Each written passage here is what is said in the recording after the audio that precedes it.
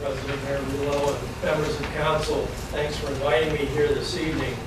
I have been asked to look at the initiative petition that was filed back in June with respect to the proposal for a new section in the codified ordinances, which would be 171.1902 of the codified ordinances related to income tax credits. And when I looked at the petition, looked at your charter, your ordinances, as well as state law, I formed the opinion, along with the law director, who I conversed with over the last week or two, with respect to some of these issues, and finally all of these issues as of last week, that there were 4 grounds that this petition is either insufficient or violates not only codified ordinances that exist currently, but also the city's charter. I think the main issue, which is listed as in section 1 as issue A, is that the automatic referendum provision in the ordinance that's being initiated is an automatic referendum in violation of the procedure that's in the city charter. At section 2 of Article 8, the referendum power can be no greater than that which is granted by the city's charter, or of course the city doesn't have provisions for referendum in its charter. And the Ohio Constitution says you have to follow the procedures in the Ohio Revised Code. So you certainly have very specific procedures for referendum in your charter, and that is the only method of referendum at this time, and council does not have the authority to change the charter or to deviate from the procedure in the charter. So an automatic referendum, although that might be appealing to some, it does violate the city's charter. So I think that's the main issue that we've looked at. Now, there are 3 other reasons that the petition is either insufficient or is not sufficient in law.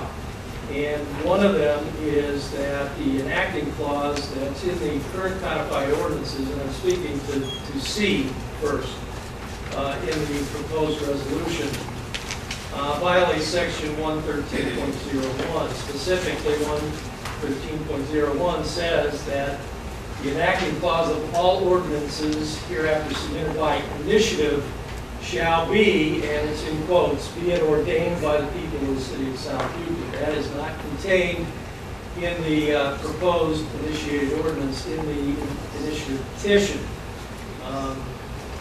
So that's a clear technical violation of the city's ordinances. In D, also the requirement of 5 members of council to pass an ordinance with respect to repealing or reducing a tax credit is an ordinance which, according to section 113.03 of the codified ordinances, only requires a majority vote. And so that if this ordinance was initiated, it would require the amendment of section 113.03 to make an exception for a larger number of members of council to pass such an ordinance rather than a simple majority. And the last issue is one that, in my opinion,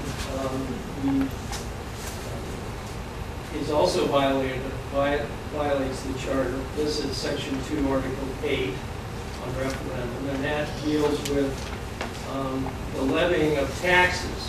It doesn't matter if it's real estate tax, income tax, or even at the state level, the sales tax. When you give an exemption or repeal or pull back a credit, then that is deemed under the Ohio Supreme Court precedent to be as if it was actually levying a tax. Now, certainly the city of South Euclid has already taken to the voters an income tax as high as 2%. So you can go no higher than 2% without a vote of the people. But to, in effect, pull back a credit and reduce a tax is actually by, pulling back credit and therefore making the tax higher on some people would be a tax levy under that case law. And so in my opinion, it also violates Article 8, Section 2 with respect to tax levies. But as I said before, I think there's a clear violation of Section 2 of Article 8 with respect to the referendum procedure and does not provide for automatic referendum. Now, the charter with respect to initiative petitions in Section 1 of Article 8 clearly says the council shall either enact the initiated ordinance, amend it, or reject it, or fail to take any action. And if the council fails to take any action within 40 days, then there's a procedure to proceed from there. So the resolution was drafted and styled as a rejection of the initiative petition or the initiated ordinance in the petition, and that's why the word reject is used, because that's what the charter uses. So if you have any questions, I can certainly answer those.